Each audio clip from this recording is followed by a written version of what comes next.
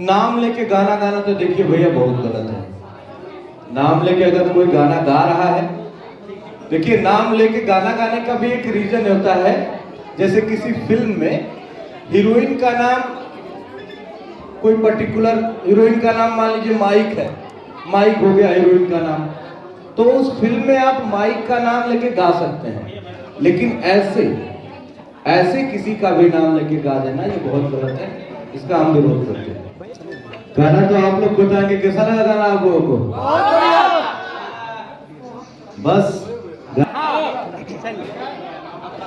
कि पतरी कमरिया तोरी हाय हाय हाय, लचके तकोनी चले धाए धाए धाए, पतरी कमरिया तोरी हाय हाय हाय, लचके तकोनी चले धाए धाए धाए।